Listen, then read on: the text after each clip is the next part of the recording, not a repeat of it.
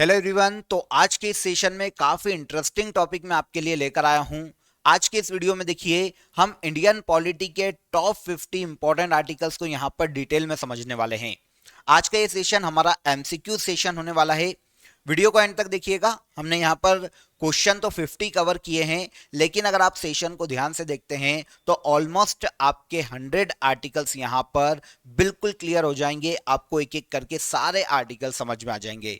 Video में and तक बने रहिएगा। मेरा नाम है Pankaj Vaishnav. Welcome to crazy GK trick. आइए शुरू करते हैं और इंडियन कॉन्स्टिट्यूशन के टॉप 50 आर्टिकल्स को एक एक क्वेश्चन करके हम यहाँ पर देख लेते हैं।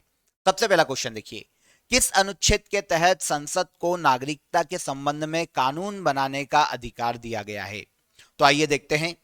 देखिए, संसद को नागरिकता के संबंध में कानून बनाने का अधिकार किस आर्टिकल के तहत दिया गया है, यह क्वेश्चन हमें यहां पर देखने को मिल रहा है। अब देखिए, नागरिकता के जो प्रावधान हैं वो भारतीय संविधान के भाग 2 में देखने को मिलते हैं। आर्टिकल 5 से लेकर 11 तक के आर्टिकल में जो प्रावधान है वो नागरिकता से संबंधित है। यहां पर पूछा गया है कि नागरिकता के संबंध में कानून बनाने की शक्ति संसद को किस आर्टिकल के तहत दी गई है? तो यह है आर्टिकल 11। इंडियन कॉन्स्टिट्यूशन का आर्टिकल 11 यह प्रावधान करता है कि पार्लियामेंट नागरिकता से संबंधित, सिटीजनशिप से संबंधित कोई भी नियम या कानून बना सकती है। कैसे सिटीजनशिप देना चाहिए, कैसे छीनी जा सकती है किसी व्यक्ति की नागरिकता, ये सभी प्रावधान पार्लियामेंट के द्वारा बनाए जाते हैं। सभी कानून पार्लियामेंट के द्वारा बनाए जाते हैं। किस आर्टिकल के तहत? तो आर्टिकल 11 के तहत। क्लियर हो जाता है। आगे आइए। भारतीय संविधान में समानता का अधिकार 5 अनुच्छेदों द्वारा प्रदान किया गया है। ये आर्टिकल कौन कौन से हैं? तो देखिए, समानता का अधिकार, राइट टू इक्विलिटी की बात करें तो भाग 3 में मौलिक अधिकारों में राइट टू इक्विलिटी आर्टिकल 14 से लेकर आर्टिकल 18 तक उल्लेखित है। आर्टिकल 14 की अगर हम बात करें तो इक्विलिटी बिफोर लॉ की बात करता है। आर्टिकल 15 धर्म, जाति, लिंग, जन्म स्थान के आधार पर किसी से भी भारत में भेदभाव नहीं किया जाएगा। आर्टिकल 16 लोक नियोजन के विषय में अवसर की समानता की बात करता है। आर्टिकल 17 अस्पृश्यता के अंत की बात करता है और आर्टिकल 18 उपाधियों के अंत की बात करता है। इस तरह से राइट टू इक्विलिटी के जो 5 आर्टिकल हैं वो आर्टिकल 14 से लेकर आर्टिकल 18 तक देखने को मिलते हैं। ओके, आगे बढ़ते हैं। जोड़ी मिलाना है, आइए देखते हैं। भाग 9 में पंचायतों से संबंधित प्रावधान है आर्टिकल 243 से लेकर 243 ओ तक। तो ए का तो 1 बिल्कुल सही हो जाएगा। भाग 11 में केंद्र राज्य विधायी संबंधों की बात की गई है 245 से लेकर 263 तक। तो बी का भी 2 बिल्कुल सही हो जाएगा। भाग 18 में आपातकालीन प्रावधान देखने को मिलते हैं 352 से 360 तक। तो सी का भी 3 बिल्कुल सही हो जाएगा। और भाग 20 में संविधान संशोधन की बात की गई है आर्टिकल 368 में। तो डी का 4 भी बिल्कुल सही हो जाएगा। तो सीक्वेंस यहां पर बिल्कुल सही जमी है। आइए देख लीजिए, ऑप्शन सी यहां पर बिल्कुल सही है। ओके, आगे बढ़ने से पहले आपको एक अपडेट देता हूं। देखिए, क्रेजी जीके ट्रिक के रूट एप्लीकेशन पर आप सभी के लिए सभी कोर्सेज के फाउंडेशन कोर्स अवेलेबल है। जितने भी सब्जेक्ट है सभी आपके लिए बहुत ही बेसिक से पढ़ाए गए हैं। अगर आप इनका कंबाइंड कॉम्बो पैक लेना चाहते हैं तो आप आरंभ बैच को भी ज्वाइन कर सकते हैं क्रेजी जीके ट्रिक की। तो इसके लिए आप रूट एप्लीकेशन को डाउनलोड कर लीजिए प्ले स्टोर से। इसके अलावा एसएससी 2023 का टारगेट बैच भी आपको रूट एप्लीकेशन में ही मिल जाएगा। यहाँ पर ये चीज समझिए आप कि प्ले स्टोर से आप सबसे पहले इसको डाउनलोड कर लीजिए, क्योंकि काफी सारे फ्री स्टडी मटेरियल भी आपको रूट एप्लीकेशन में इजीली अवेलेबल करवाए जाते हैं। तो काफी बेनिफिट है आपके लिए।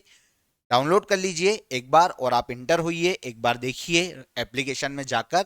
काफी सारे आपके काम की चीजें, काफी सारी आपकी बेनिफिट की चीजें आपको वहां पर फ्री ऑफ कॉस्ट भी अवेलेबल करवाई जाती है। जैसे डेली करंट अफेयर की पीडीएफ भी आपको रूट एप्लीकेशन में ही मिल जाती है। तो प्ले स्टोर से आप रूट एप्लीकेशन को डाउनलोड कर लीजिए और सारे कोर्सेस आपके लिए वहां पर अवेलेबल है। आगे आइए, भारतीय संविधान के किन अनुच्छेदों में नागरिकता संबंधी प्रावधान किए गए हैं? तो अभी हमने बात की है नागरिकता संबंधी जो प्रावधान है वो आर्टिकल 5 से लेकर आर्टिकल 11 तक देखने को मिलते हैं। आंसर भी यहां पर बिल्कुल सही हो जाएगा। भाग कौन सा ये भी याद रखिएगा, तो भाग 2 है ना। सिटीजनशिप की बात इंडियन कॉन्स्टिट्यूशन में पार्ट 2 में की गई है। संपत्ति के अधिकार को मूल अधिकार की श्रेणी से हटाकर किस अनुच्छेद के अंतर्गत रखा गया है? तो देखिए, संपत्ति का अधिकार जो है ना, राइट टू प्रॉपर्टी जो है, वो पहले मौलिक अधिकार हुआ करता था। आर्टिकल 31 में ये फंडामेंटल राइट था, लेकिन संपत्ति ट्रांसफर भी की जाती है और गवर्नमेंट के द्वारा समय समय पर छीनी भी जा सकती है अगर कोई डेवलपमेंट प्रोजेक्ट आता है तो। इसी कंडीशन में 44 अमेंडमेंट एक्ट किया गया, अमेंडमेंट एक्ट लाया गया था 1978 में, 44वां संविधान संशोधन। और संपत्ति के अधिकार को मौलिक अधिकार से हटाकर एक विधिक अधिकार बना दिया गया, आर्टिकल 300 क में या 300 ए में शामिल कर लिया गया। अब जो संपत्ति का अधिकार है, राइट टू प्रॉपर्टी है, वो एक लीगल राइट है, न कि मौलिक अधिकार या फंडामेंटल राइट। समझ में आया? तो अब किस आर्टिकल में है संपत्ति का अधिकार? तो ये आर्टिकल 300 ए में है। किस संविधान संशोधन के द्वारा इसको यहां पर लेकर आए? तो 44 अमेंडमेंट एक्ट 1978 में मोरारजी देसाई की सरकार में लाया गया था। क्लियर? संपत्ति के किस अनुच्छेद द्वारा, संपत्ति कहां आ रहा है, संविधान के किस अनुच्छेद द्वारा सिखों का कृपाण धारण करना धार्मिक स्वतंत्रता का अंग माना गया है? तो सिख जो कृपाण रखते हैं वो उनका फंडामेंटल राइट है। किस आर्टिकल के तहत? आर्टिकल 25 के तहत। इंडियन कॉन्स्टिट्यूशन का आर्टिकल 25 किससे संबंधित प्रावधान करता है? तो धर्म को निर्बाध गति से मानने, धर्म के अनुसार आचरण करने और धर्म का प्रचार करने की स्वतंत्रता भारतीय संविधान के आर्टिकल 25 में उल्लेखित है। तो याद रखिएगा 25 के तहत ही, क्योंकि धर्म के अनुसार आचरण किया जा सकता है, सभी का फंडामेंटल राइट है। तो कोई तिलक लगाए, कोई कलावा बांधे, कोई टोपी पहने या फिर कृपाण धारण करे सिख कम्युनिटी, तो वो उनका फंडामेंटल राइट है। किस आर्टिकल के तहत? आर्टिकल 25 के तहत। ओके। संविधान के किस अनुच्छेद के प्रावधानों के अंतर्गत भारत सरकार द्वारा भारत रत्न, पद्म विभूषण आदि अलंकरण प्रदान किए जाते हैं? तो पद्म विभूषण, पद्म भूषण, जो पद्म पुरस्कार है या भारत रत्न जो है, ये इंडियन कॉन्स्टिट्यूशन के आर्टिकल 18 के तहत प्रदान किए जाते हैं, क्योंकि 1995 में सुप्रीम कोर्ट ने अपने वर्डिक्ट में कहा था कि भारत रत्न या जितने भी पद्म पुरस्कार है उनके साथ उपाधि नहीं लगी हुई है, ये सब पुरस्कार हैं, इसलिए दिए जा सकते हैं। आर्टिकल 18 उपाधियों के अंत की बात करता है, लेकिन इनको उपाधियां नहीं माना गया, इसलिए आर्टिकल 18 के तहत ये दिए जा सकते हैं किसी भी व्यक्ति को भारत रत्न या पद्म पुरस्कार।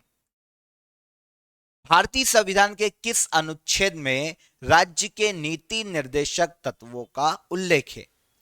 तो राज्य के नीति निर्देशक तत्वों की, डीपीएसपी की अगर हम बात करें तो इनका उल्लेख इंडियन कॉन्स्टिट्यूशन के भाग 4 में आर्टिकल 36 से लेकर 51 तक देखने को मिलता है।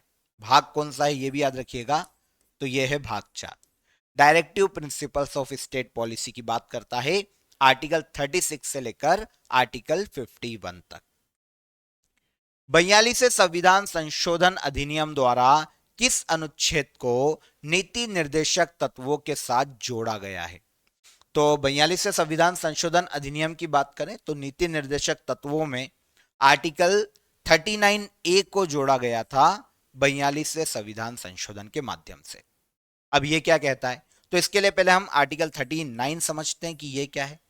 आर्टिकल 39 राज्य के द्वारा अनुसरण किए जाने वाले कुछ तत्वों की बात करता है, जैसे सभी के लिए काम के दशाएं प्राप्त होना चाहिए, मतलब काम पाने का सभी को अधिकार है, तो चाहे वो स्त्री हो पुरुष हो, काम की समान दशाएं मिलना चाहिए उनको। इसके अलावा समान कार्य के लिए समान वेतन मिलना चाहिए, चाहे वो स्त्री हो या पुरुष हो, है ना। आर्टिकल 39 ए को आर्टिकल 39 में जोड़ा गया 42 अमेंडमेंट एक्ट के माध्यम से, और यहां पर प्रावधान किया गया समान न्याय और निःशुल्क विधिक सहायता का, मतलब सभी को समान न्याय का अधिकार होगा। और इसके अलावा अगर कोई आर्थिक रूप से संपन्न नहीं है न्याय प्राप्त नहीं कर सकता आर्थिक रूप से, मतलब वकील की फीस नहीं दे सकता है किसी भी तरीके से, तो गवर्नमेंट उसकी व्यवस्था करवाएगी, निशुल्क विधिक सहायता की उसको व्यवस्था करवाएगी। तो ये जो प्रावधान है ये आर्टिकल 39A में हमें देखने को मिलता है। ओके, ठीक है। भारत के प्रत्येक नागरिक का कर्तव्य होगा कि प्राकृतिक पर्यावरण का संरक्षण, सुधार करे और उनका संवर्धन के लिए कार्य करे। ये कहां पर उल्लेखित है? तो देखिए, ये नागरिक का कर्तव्य की बात की गई है। तो जब कर्तव्य की बात की जाए तो ये मौलिक कर्तव्य में होंगे। मौलिक कर्तव्य इंडियन कॉन्स्टिट्यूशन के आर्टिकल 51A में उल्लेखित है। तो 51A में जो 11 मौलिक कर्तव्य है उनमें से एक ड्यूटी ये भी है नागरिकों की कि भैया पर्यावरण, वन, झील, नदियां, इनका संरक्षण करें, बर्बाद ना करे, गंदा ना करे, है ना, और उनके संवर्धन के लिए प्रयास करे। हर व्यक्ति का ये कर्तव्य है, आर्टिकल 51A। ठीक है। संविधान के किस अनुच्छेद के अंतर्गत राष्ट्रपति संघीय मंत्री परिषद की सलाह मानने के लिए बाध्य है?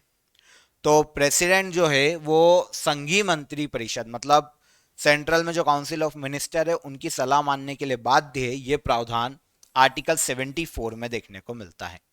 आर्टिकल 74 कहता है कि राष्ट्रपति को सलाह और सहायता देने के लिए एक मंत्री परिषद होगी जिसका मुखिया या प्रधान प्रधानमंत्री होता है। तो प्रेसिडेंट इनकी ही सलाह और सहायता पर कार्य करते हैं, सलाह मानने के लिए बाध्य हैं आर्टिकल 74 के तहत। आइए फिर से जोड़ी मिला लेते हैं। देखिए, संसद सदस्यों के वेतन भत्तों की बात करें तो यह आर्टिकल 106 में उल्लेखित है। तो ए का हो जाएगा 2। ठीक है।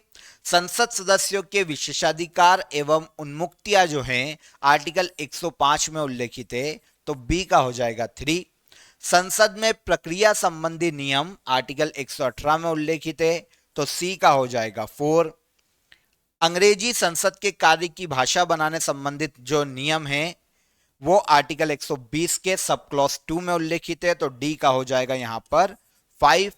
और संसद में गणपूर्ति या कोरम की अगर हम बात करें तो यह आर्टिकल 100 में उल्लेखित है। आर्टिकल 100 के सब क्लॉज 3 में संसद की गणपूर्ति या कोरम की बात की गई है। तो ई का हो जाएगा 1। तो देखिए यहां पर ये जो सीक्वेंस है वो दी गई है 2 3 4 5 और 1, मतलब सी यहां पर बिल्कुल सही हो जाएगा। ठीक है। फिर से एक और बार जोड़ी मिलाते हैं। आइए, संसदीय विशेषाधिकार, भारतीय संविधान में जो संसदीय विशेषाधिकार हैं वो उल्लेखित है भारतीय संविधान के आर्टिकल 105 में। तो ए का हो जाएगा 2। ठीक है। राज्य विधानमंडल के विशेषाधिकार आर्टिकल 194 में 194 में देखने को मिलते हैं। तो बी का हो जाएगा 4। संसद की संयुक्त बैठक आर्टिकल 108 में ज्वाइंट सेशन की बात हो रही है। तो डी का हो जाएगा 1। और प्रेसिडेंट का ऑर्डिनेंस आर्टिकल 123 में उल्लेखित है। तो डी का सी का हो जाएगा 1 और डी का हो जाएगा यहां पर 3। ठीक है। 2 4 1 3। तो आंसर सी यहां पर बिल्कुल सही हो जाएगा। संसदीय विशेषाधिकार भारतीय संविधान के आर्टिकल 105 में, राज्य विधानमंडल के विशेषाधिकार आर्टिकल 194 में, ज्वाइंट सेशन पार्लियामेंट का आर्टिकल 108 में है और राष्ट्रपति के द्वारा ऑर्डिनेंस जारी करने की शक्ति आर्टिकल 123 में उल्लेखित है। ठीक है। आगे आते हैं। लोकसभा में अनुसूचित जाति एवं अनुसूचित जनजातियों के लिए सीटों का आरक्षण संविधान के किस अनुच्छेद में दिया गया है या किस अनुच्छेद में उपबंधित है? तो अनुसूचित जाति और जनजातियों के लिए लोकसभा में सीटों का आरक्षण भारतीय संविधान के आर्टिकल 330 में उल्लेखित है। ठीक है ना। 330 में लोकसभा में अनुसूचित जाति और जनजातियों का आरक्षण है। और आर्टिकल 332 की अगर हम बात करते हैं तो इसमें राज्य की विधानसभा में अनुसूचित जाति और जनजाति के लिए आरक्षण की व्यवस्था की गई है। तो 330 में लोकसभा में अनुसूचित जाति जनजाति को सीटों का आरक्षण है और 332 में राज्य की विधानसभाओं में अनुसूचित जाति और जनजाति को सीटों का आरक्षण दिया गया है। भारतीय संविधान का कौन सा अनुच्छेद राष्ट्रपति के पद के लिए पुनः निर्वाचन की योग्यता निर्धारित करता है? तो प्रेसिडेंट जो है वो पुनः निर्वाचन के पात्र होंगे। ये प्रावधान भारतीय संविधान के आर्टिकल 57 में देखने को मिलता है। आर्टिकल 52 में प्रेसिडेंट के पद की बात की गई है। 54 की अगर हम बात करें तो राष्ट्रपति के निर्वाचक मंडल की बात की गई है, और 55 में राष्ट्रपति के निर्वाचन की रीति या प्रक्रिया की बात की गई है। लेकिन आर्टिकल 57 राष्ट्रपति के पुनः निर्वाचन की योग्यताएं कैसे निर्धारित की जाए, क्या योग्यताएं हैं, इनकी बात करता है। निम्नलिखित में से कौन सा एक सही सुमेलित नहीं है? आइए देखते हैं। 39A अभी हम पढ़ के आए थे, समान न्याय और निःशुल्क विधिक सहायता, बिल्कुल सही है। Article 40 DPSP directive principles of state policy में ग्राम पंचायत की बात करता है। आर्टिकल 44 समान नागरिक संहिता की बात करता है, यूनिफॉर्म सिविल कोड की बात करता है। आर्टिकल 48 न्यायपालिका से कार्यपालिका के पृथककरण की बात नहीं करता, बल्कि न्यायपालिका से कार्यपालिका का पृथककरण आर्टिकल 50 में उल्लेखित है, याद रखिएगा। तो आर्टिकल 48 में क्या है? आर्टिकल 48 में कृषि और पशुपालन की बात की गई है कि राज्य कृषि और पशुपालन की उन्नति के लिए कार्य करेगा, ऐसे नियम बनाएगा कि इनका संवर्धन हो, विकास हो। ठीक है, राज्य का यह कर्तव्य है कि वो ऐसे कार्य करेगा। आर्टिकल 48 में उल्लेखित है। 50 में न्यायपालिका का कार्यपालिका से पृथककरण किया गया है। उच्च न्यायालय के किसी न्यायाधीश की आयु के बारे में उत्पन्न किसी प्रश्न का विनिश्चय कौन करता है? तो अगर हाई कोर्ट के किसी भी जज के संबंध में अगर आयु से संबंधित कोई विवाद होता है तो इसका विनिश्चय, अंतिम निर्णय सुप्रीम कोर्ट के मुख्य न्यायाधीश के परामर्श से भारत के प्रेसिडेंट के द्वारा किया जाता है। आंसर हो जाएगा आंसर डी। निम्न कथनों पर विचार कीजिए और हमको बताना है कि कौन सा असत्य है। देखें, आर्टिकल 169 के अनुसार संसद विधानसभा का सृजन या उसे समाप्त कर सकती है। तो यह कथन बिल्कुल गलत है, क्योंकि विधानसभा की बात नहीं की गई है इस आर्टिकल में, विधान परिषद के सृजन और समाप्ति की बात की गई है। क्योंकि विधानसभा का तो सृजन और समाप्ति की नहीं जा सकती ना, वो तो अगर है तो परमानेंट है राज्यों में। जिन राज्यों में विधानमंडल के 2 सदन है वहां पर उच्च सदन को, जिन राज्यों में विधानमंडल के दोनों सदन हैं वहां उच्च सदन को विधान परिषद और निम्न सदन को विधानसभा कहा जाता है। तो ये बिल्कुल सही। अगर किसी राज्य में, वैसे तो हर राज्य में विधान परिषद होती नहीं, लेकिन अगर किसी राज्य में विधान परिषद है तो फिर विधान परिषद उच्च सदन होती है, जबकि विधानसभा जो है वो निम्न सदन कहलाता है। ठीक है, तो यहां पर हो जाएगा केवल एक, यहां पर असत्य है। आंसर ए ही बिल्कुल सही है। ठीक है, चलिए, निम्न में से किसकी सिफारिश राज्यपाल द्वारा राष्ट्रपति को की जाती है? तो राज्यपाल जो है राष्ट्रपति को राष्ट्रपति शासन की सिफारिश कर सकते हैं, मतलब आर्टिकल 356 की सिफारिश कर सकते हैं। आंसर भी यहां पर सही हो जाएगा।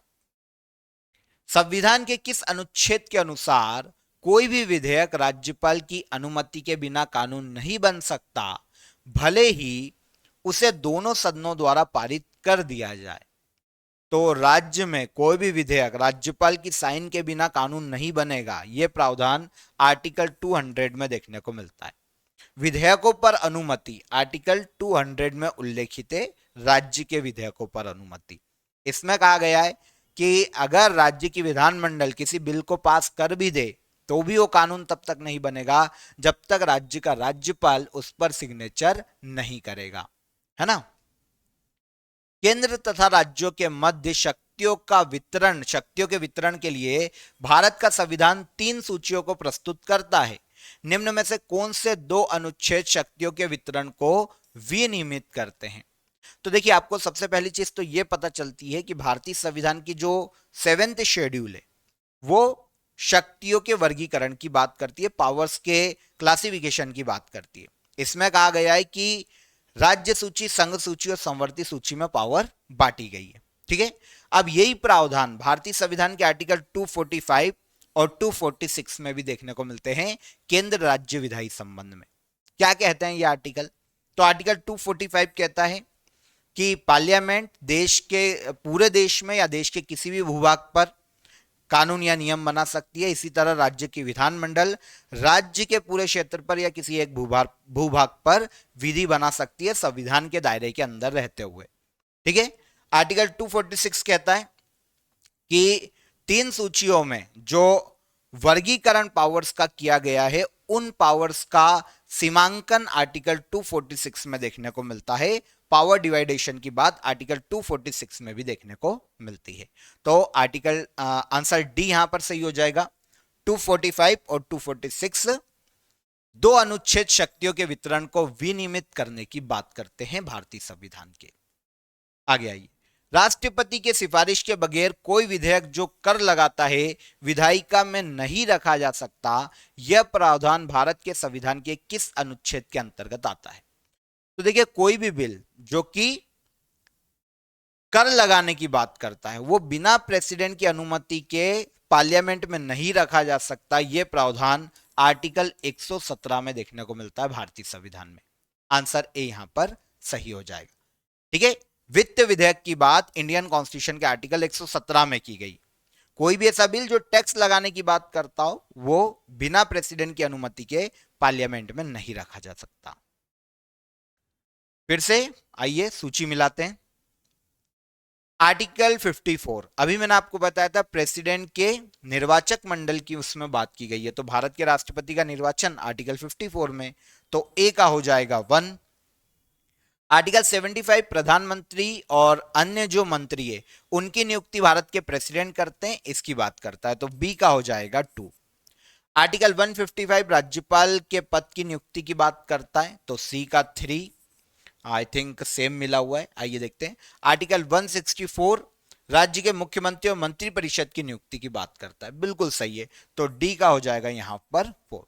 तो सीक्वेंस यहां पर बिल्कुल सही जमी हुई है। अब देख लो 1 2 3 4, मतलब आंसर ए यहां पर बिल्कुल सही हो जाएगा, है ना। भारतीय संविधान के किस अनुच्छेद के अंतर्गत अखिल भारतीय सेवाओं का प्रावधान किया गया है? तो अखिल भारतीय सेवाएं भारतीय संविधान के भाग 14 में देखने को मिलती है और यह आर्टिकल 312 में उल्लेखित है। ठीक है। आंसर सी यहां पर सही हो जाएगा। अखिल भारतीय सेवाएं आर्टिकल 312 में भाग 14 में उल्लेखित है। फिर से सूची। आर्टिकल 124 सुप्रीम कोर्ट की बात करता है, संघीय न्यायपालिका है, तो ए का हो जाएगा यहां पर 1। आर्टिकल 5 नागरिकता शुरू होती है सिटीजनशिप, तो आर्टिकल 5 सिटीजनशिप की बात करता है, बी का हो जाएगा 2। आर्टिकल 352 नेशनल इमरजेंसी की बात करता है, तो ये इमरजेंसी के प्रावधान है, सी का हो जाएगा 3। और आर्टिकल 245 विधायी शक्तियों का वितरण, अभी हम देख कर आए थे, केंद्र राज्य विधायी संबंध की बात करता है, तो डी का हो जाएगा 4। तो ये सीक्वेंस भी सेम मिला हुआ है, तो आंसर हो जाएगा यहां पर आंसर ए। ठीक है। आर्टिकल 124 सुप्रीम कोर्ट संघीय न्यायपालिका, आर्टिकल 5 नागरिकता, 352 आकस्मिक प्रावधान नेशनल इमरजेंसी बोल सकते हो, और आर्टिकल 245 विधायी शक्तियों का वितरण केंद्र और राज्य के मध्य में। एक और बार सूचियां मिलाते हैं। भारत के सीएजी का पद इंडियन कॉन्स्टिट्यूशन के आर्टिकल 148 में उल्लेखित है, कंट्रोलर एंड ऑडिटर जनरल, तो ए का हो जाएगा 3। फाइनेंस कमीशन वित्त आयोग की अगर हम बात करते हैं, नेशनल फाइनेंस कमीशन की बात की गई है यहां पर, तो आर्टिकल 280 में देखने को मिलता है, तो बी का 2 यहां पर बिल्कुल सही है। प्रशासनिक अधिकरण की बात करें तो ये आर्टिकल 323 में देखने को मिलता है, तो सी का हो जाएगा 4। और संघ लोक सेवा आयोग है ना, UPSC union public service commission की बात इंडियन कॉन्स्टिट्यूशन के आर्टिकल 315 में की गई है, तो डी का हो जाएगा 1। तो 3241 पहले ही ऑप्शन पे है, आंसर ए यहां पर बिल्कुल सही हो जाए। संघ और राज्य लोक सेवा आयोग दोनों का ही उल्लेख आर्टिकल 315 में देखने को मिलता है। फिर से देखिए, आर्टिकल 76 महान न्यायवादी है ना, अटॉर्नी जनरल ऑफ इंडिया की बात करता है, तो ए का हो जाएगा 3। आर्टिकल 148 किसकी बात करता है, अभी पढ़ा, सीएजी, तो ये हो जाएगा 1, बी का हो जाएगा 1। आर्टिकल 75 ठीक है, सब क्लॉज 1 है, लेकिन मंत्रियों की नियुक्ति की बात कर रहा है ना, कि प्रधानमंत्री और मंत्रियों के संबंध में उपबंध है, उनकी नियुक्ति प्रेसिडेंट करेंगे, इसकी बात करता है ना। तो ये केंद्रीय मंत्रियों की नियुक्ति, तो सी का हो जाएगा 4। आर्टिकल 131 सुप्रीम कोर्ट से संबंधित प्रावधान है, तो सुप्रीम कोर्ट का क्षेत्राधिकार, तो डी का हो जाएगा 2। अब देख लो सीक्वेंस कहां पर है, तो बी ऑप्शन यहां पर बिल्कुल सही है ना। आर्टिकल 76 में attorney general of India, 148 CAG, 75 में केंद्रीय मंत्रियों की नियुक्ति प्रधानमंत्री को मिलाकर, और 131 में सुप्रीम कोर्ट के क्षेत्राधिकार का उल्लेख किया गया है। मूल अधिकारों से संबंधित संविधान के निम्नलिखित अनुच्छेदों में से कौन एक प्रत्यक्ष रूप से बालकों के शोषण से समृद्ध है या बालकों के शोषण के विरुद्ध बात करता है? तो बालकों के शोषण को रोका जाएगा, यह उनका मौलिक अधिकार है। शोषण के विरुद्ध अधिकार, यह संविधान के आर्टिकल 24 में उल्लेखित है मौलिक अधिकारों, ठीक है ना। आर्टिकल 23 और 24 शोषण के विरुद्ध अधिकार देते हैं, जिसमें आर्टिकल 23 में बलात्श्रम से निषेध किया गया, जबरदस्ती किसी से काम नहीं कराया जा सकता, और आर्टिकल 24 में बच्चों के शोषण के विरुद्ध उनको प्रोटेक्ट किया गया है। फिर से देखिए, सूची को मिलाते हैं। आर्टिकल 40 ग्राम पंचायत है, ठीक है, तो ग्राम पंचायत का गठन आर्टिकल 40 में, ए का हो जाएगा 1। आर्टिकल 41 काम करने का अधिकार दिया जाएगा, बिल्कुल सही, बी का हो जाएगा 2। आर्टिकल 44 यूनिफॉर्म सिविल कोड, तो सी का हो जाएगा 3। और आर्टिकल 48 कृषि और पशुपालन का गठन राज्य सरकार द्वारा किया जाना चाहिए, डी का हो जाएगा 4। 1 2 3 4 आंसर ए यहां पर बिल्कुल सही है, ठीक है। चलिए, भारतीय संविधान के अंतर्गत निम्नलिखित में से कौन सा अनुच्छेद संसद को राज्य सूची के विषय के संबंध में विधि बनाने की शक्ति प्रदान करता है? तो देखिए, वैसे तो आपको पता है स्टेट लिस्ट पर स्टेट कानून बना सकता है, स्टेट लिस्ट में जितने भी सब्जेक्ट हैं उस पर पार्लियामेंट कानून बना सकती है, लेकिन कुछ कंडीशन ऐसी भी है जब सेंट्रल को वो पावर मिलता है। इस केस में क्या होगा? इस केस में अगर राज्य सूची के किसी विषय पर संसद को कानून बनाना है तो संसद, राज्यसभा स्पेशली, है ना, राज्यसभा ऐसा बिल लेकर आएगी और अपने यहां पर 2/3 मेजोरिटी से पास करेगी। अगर राज्यसभा राज्य सूची के किसी विषय पर कानून बनाने के लिए बिल को 2/3 मेजोरिटी से पास कर देती है, तो पार्लियामेंट को या केंद्र सरकार को राज्य सूची के किसी सब्जेक्ट पर कानून बनाने का अधिकार प्राप्त होता है, ठीक है। यह प्रावधान आर्टिकल 249 में किया गया है, आंसर डी। 249 के तहत राज्य सूची के किसी भी विषय पर कानून बनाने का अधिकार इंडियन पार्लियामेंट को दिया जा सकता है। कंडीशन मैंने आपको बता दी कि किस केस में दिया जाएगा। संविधान का कौन सा अनुच्छेद उच्चतम न्यायालय को उसके द्वारा लिए गए निर्णय अथवा आदेश के पुनर्वलोकन हेतु अधिकृत करता है? इसका मतलब क्या हुआ? सुप्रीम कोर्ट अपने द्वारा जारी किए गए किसी आदेश पर पुनर्विचार कर सकता है, हो सकता है पलट भी दे। यह पावर सुप्रीम कोर्ट को आर्टिकल 137 के तहत दी गई है। सुप्रीम कोर्ट का पुनर्वलोकन की शक्ति है, ये अपने किसी डिसीजन को वापस नजर में ला सकता है, जांच कर सकता है, और हो सकता है डिसीजन को बदल भी दे। पुनः अवलोकन की शक्ति है सुप्रीम कोर्ट की, आर्टिकल 137 में। राज्य विधान परिषद का प्रावधान भारतीय संविधान के किस अनुच्छेद में रखा गया? तो राज्य विधान परिषद की संरचना कैसी होगी, यह इंडियन कॉन्स्टिट्यूशन के आर्टिकल 171 में उल्लेखित। यहां पर आपको 4 आर्टिकल याद रखने चाहिए, 170 और 171, ठीक है। आर्टिकल 168 की अगर हम बात करते हैं तो विधानमंडल के गठन की बात करता है।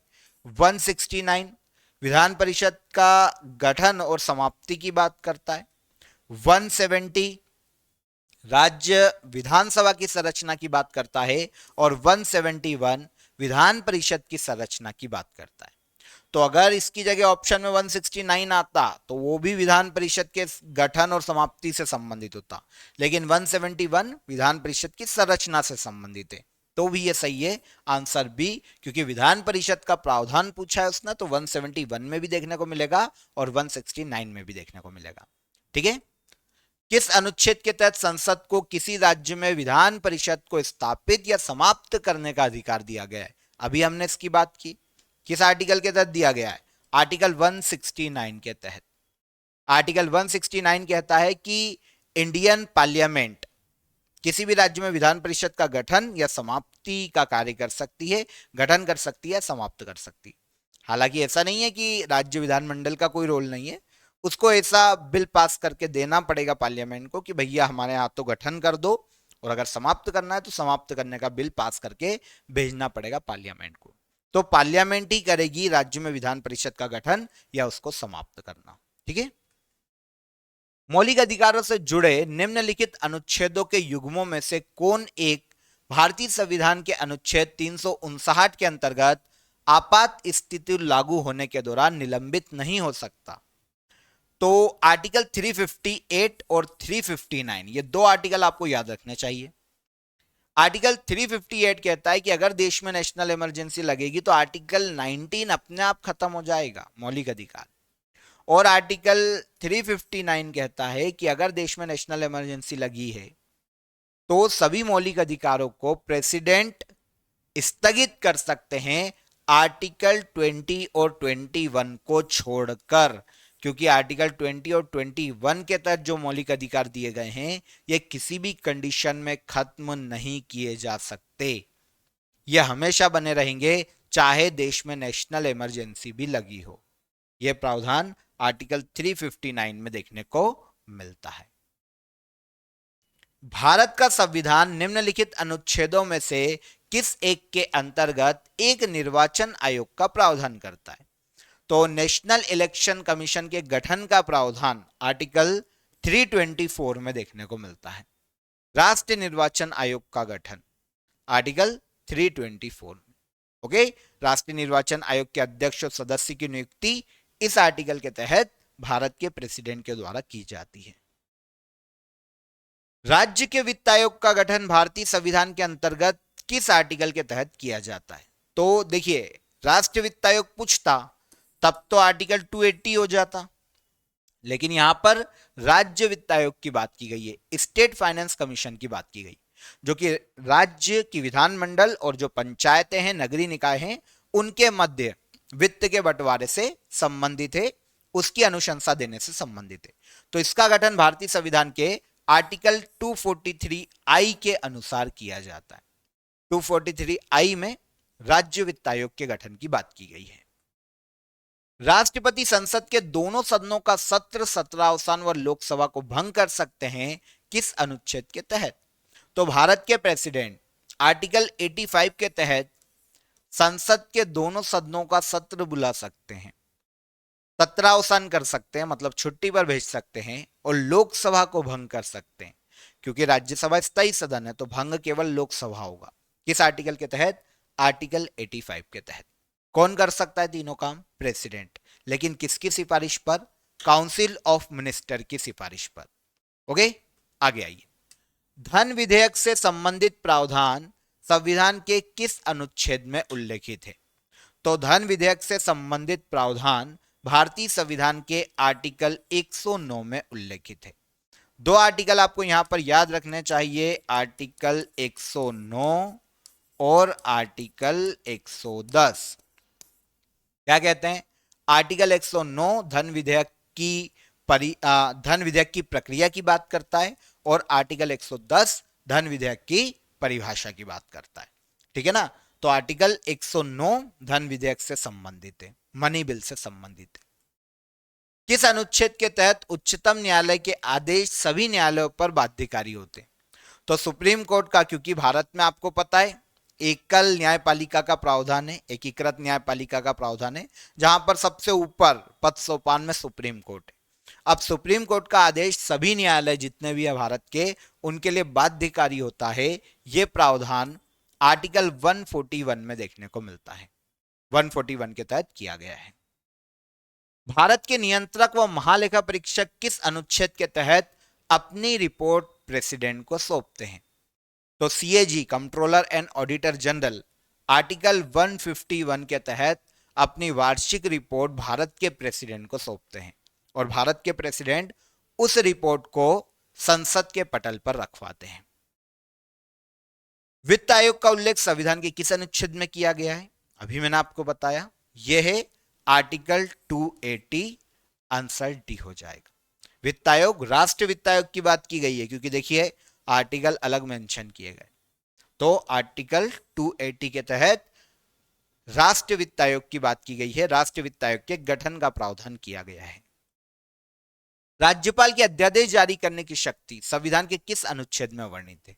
देखिए भारत के प्रेसिडेंट के अध्यादेश जारी करने की शक्ति आर्टिकल 123 में प्रेसिडेंट के अध्यादेश की शक्ति है, लेकिन राज्य के राज्यपाल के अध्यादेश की शक्ति आर्टिकल 213 में उल्लेखित है। इसके तहत अगर राज्य की विधानमंडल का कोई एक सत्र या दोनों सत्र अस्तित्व में ना हो, छुट्टी पर गए हो और कोई अर्जेंट कानून लाना हो, तो राज्यपाल आर्टिकल 213 के तहत अध्यादेश जारी कर सकते हैं। संविधान के अनुच्छेद 231 के तहत दो या अधिक राज्यों के लिए एक साझा उच्च न्यायालय की स्थापना कौन कर सकता है? तो देखो आर्टिकल तो मिल गया कि आर्टिकल 231 के तहत दो या दो से अधिक राज्यों के लिए एक कॉमन हाईकोर्ट हो सकता है, लेकिन इस कॉमन हाईकोर्ट का गठन कौन कर सकता है या कितने राज्यों का वो कॉमन हाईकोर्ट होगा, इसके बारे में प्रावधान कौन करेगा? तो ये करेगा Indian parliament, answer D. Article 231 के तहत दो या दो से अधिक राज्य या केंद्र शासित प्रदेशों के लिए एक साझा हाईकोर्ट की स्थापना इंडियन पार्लियामेंट के द्वारा की जा सकती है। दिल्ली को राष्ट्रीय राजधानी क्षेत्र दिल्ली का विशेष दर्जा किस अनुच्छेद में उल्लेखित है? इसको सही कर लेना, ये क्षेत्र है, ठीक है। तो दिल्ली को राष्ट्रीय राजधानी क्षेत्र दिल्ली का जो विशेष दर्जा है वो इंडियन कॉन्स्टिट्यूशन के आर्टिकल 239 ए में उल्लेखित है। और ये जो प्रावधान है ये 70वां संविधान संशोधन लाया गया था, संविधान संशोधन, ठीक है, 1992 में 70वें संविधान संशोधन के तहत दिल्ली को राष्ट्रीय राजधानी क्षेत्र दिल्ली का विशेष दर्जा दिया गया था और भारतीय संविधान में यह प्रावधान 239 ए के तहत जोड़ा गया है, याद रखिएगा। राष्ट्रीय आपातकाल के लागू होने पर आर्टिकल 19 की स्वतंत्रता स्वतः खत्म हो जाएगी, किस आर्टिकल में यह प्रावधान है? अभी दो आर्टिकल बताए थे मैंने आपको, आर्टिकल 358 और 359। तो आर्टिकल 19 की स्वतंत्रता अपने आप खत्म हो जाएगी, यह प्रावधान आर्टिकल 358 के तहत देखने को मिलता है, आंसर सी। संविधान का आर्टिकल 358 यह प्रावधान करता है कि अगर देश में नेशनल इमरजेंसी का प्रावधान किया गया है, नेशनल इमरजेंसी अप्लाई कर दी गई है, तो आर्टिकल 19 अपने आप खत्म हो जाएगा, ठीक है, आर्टिकल 358 के तहत। राष्ट्रीय पिछड़ा वर्ग आयोग को संवैधानिक दर्जा किस अनुच्छेद में दिया गया? तो राष्ट्रीय पिछड़ा वर्ग आयोग को संवैधानिक दर्जा आर्टिकल 338 बी में उल्लेखित है। पहले यह संवैधानिक संस्था नहीं थी, पर 102वां संविधान संशोधन किया गया था, 102वां संविधान संशोधन, और यह किया गया था 2018 में। और इसके तहत इस आर्टिकल को जोड़ा गया है राष्ट्रीय पिछड़ा वर्ग आयोग को संवैधानिक दर्जा देने के लिए, आर्टिकल 338 बी के तहत दिया गया है। देखिए 338 में अनुसूचित जाति आयोग की बात की गई है, राष्ट्रीय अनुसूचित जाति आयोग, 338 ए राष्ट्रीय अनुसूचित जनजाति आयोग और 338 बी राष्ट्रीय पिछड़ा वर्ग आयोग की बात करता है। पहले ये नहीं था तो इसको जोड़ा गया है 102वें संविधान संशोधन के माध्यम से, और राष्ट्रीय पिछड़ा वर्ग आयोग को 2018 में संवैधानिक दर्जा दे दिया गया। संविधान का कौन सा अनुच्छेद लोकसभा के सदस्य बनने के लिए योग्यता को परिभाषित करता है? तो लोकसभा का सदस्य बनने के लिए योग्यता या फिर संसद सदस्य बनने के लिए क्या योग्यताएं चाहिए, ये भारतीय संविधान के अनुच्छेद 84 में उल्लेखित है। पार्लियामेंट के दोनों हाउसेस, चाहे राज्यसभा हो या लोकसभा, सदस्य बनने के लिए योग्यता क्या चाहिए, यह प्रावधान आर्टिकल 84 में देखने को मिलता है। अपने किसी भी निर्णय पर उच्चतम न्यायालय की पुनः अवलोकन की शक्ति संविधान के किस अनुच्छेद में वर्णित है? अभी आई थिंक हमने इसको डिस्कस किया है। तो सुप्रीम कोर्ट की पुनः अवलोकन की जो शक्ति है वो संविधान के आर्टिकल 137 में उल्लेखित है। ओके, तो यहां पर जितने भी क्वेश्चन थे हमारे, मतलब टॉप 50 आर्टिकल के, उन्हें हमने डिटेल में समझ लिया। एक एक आर्टिकल आपको यहां पर समझ में आया होगा। अगर आपने सेशन को पूरा देखा होगा तो जो मैंने आपको अदर आर्टिकल बताए हैं वो मिलाकर आपके लगभग 100 आर्टिकल यहां पर तैयार हो जाते हैं। तो आई होप वीडियो अच्छा लगा होगा, सेशन पसंद आया हो तो वीडियो को लाइक और शेयर कर दीजिए। अगेन मैं आपको इन्फॉर्म कर देता हूं, आप प्ले स्टोर से रूट एप्लीकेशन को डाउनलोड कर लीजिए। वहां पर आपके लिए सभी फाउंडेशन कोर्स अवेलेबल है, आरंभ बैच अवेलेबल है, एसएससी बैच अवेलेबल है, और इसके अलावा काफी सारा फ्री स्टडी मटेरियल भी आपको क्रेजी जी के ट्रिक के रूट एप्लीकेशन में मिल जाएगा। तो प्ले स्टोर से रूट एप्लीकेशन को डाउनलोड कर लीजिए। फिर मुलाकात करेंगे नेक्स्ट सेशन में, तब तक अपना ख्याल रखिए। जय हिंद, जय भारत।